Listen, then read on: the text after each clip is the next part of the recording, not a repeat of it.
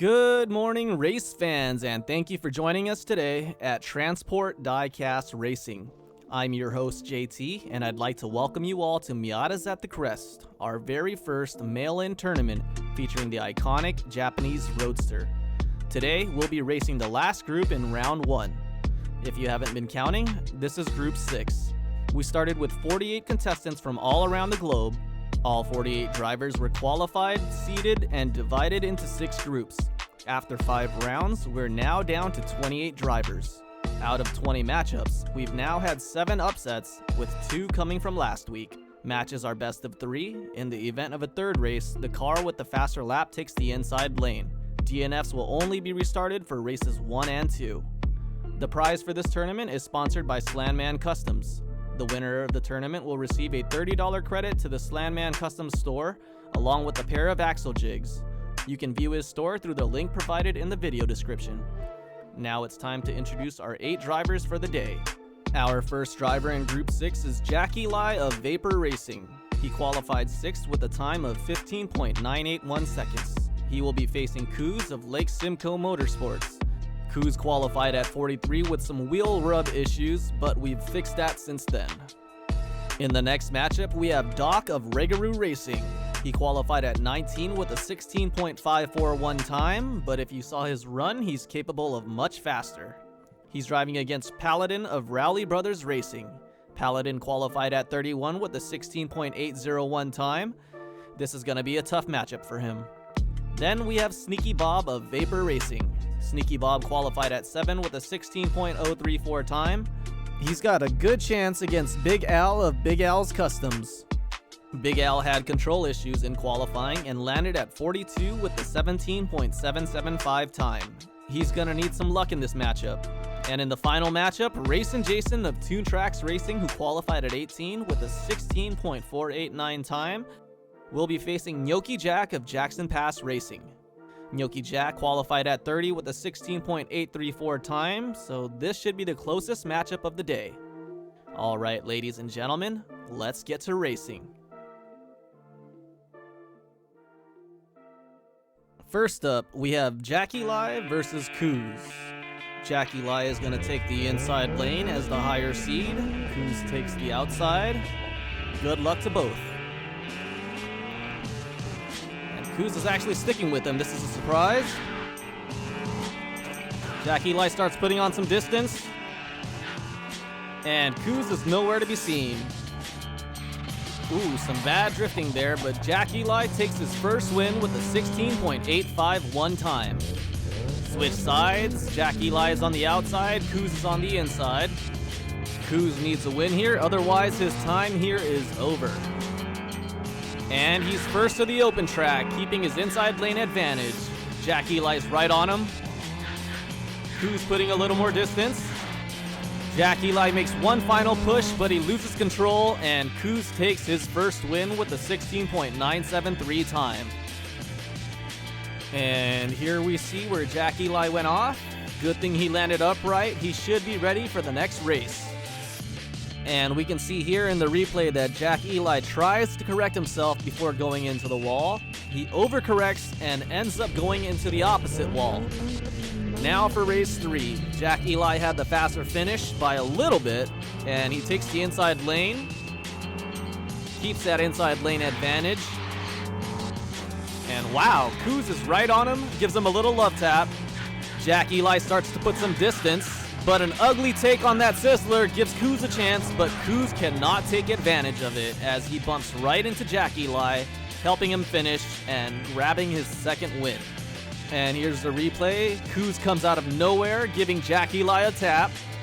That gave Jack Eli the separation that he needed. Otherwise, I think he might have lost it. If Kuz was a little closer, he would have been able to slide by right there. But Jack Eli takes his second win and advances to round 2.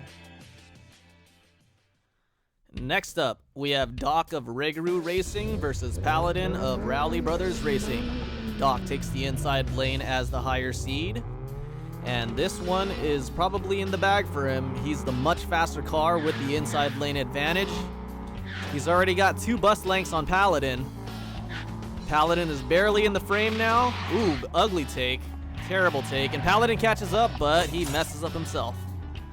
And Doc takes the first win with a 17.682 time. And there goes Paladin on his roof.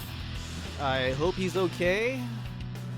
Look at the replay just to see what happened to him. Oh, he does a 540 or a 720 before going off the side. Oh, okay, he's okay.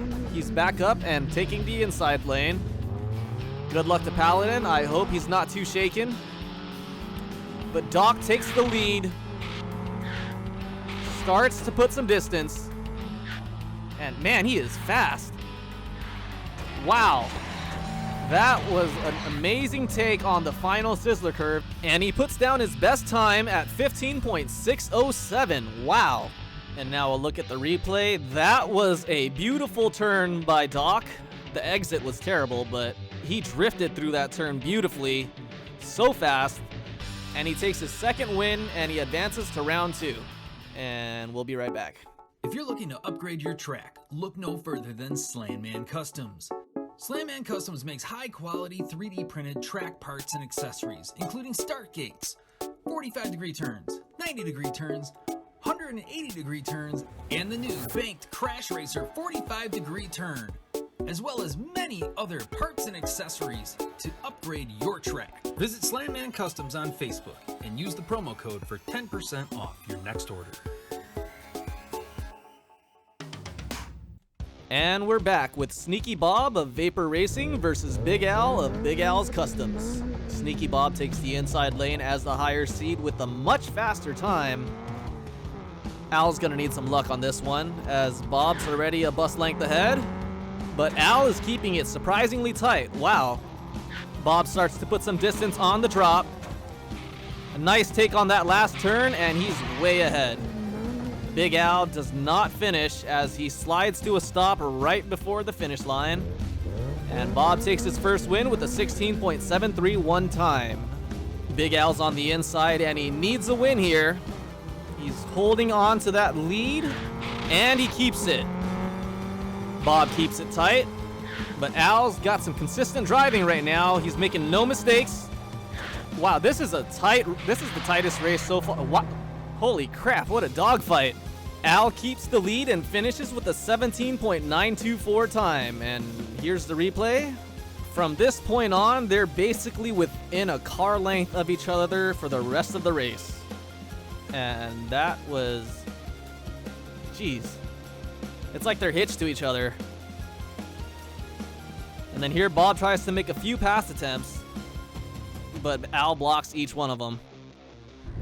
And now Bob takes the inside lane. He had the faster time. Good luck, Big Al. Good luck, Bob. Bob takes the lead. And he holds on to that inside lane advantage.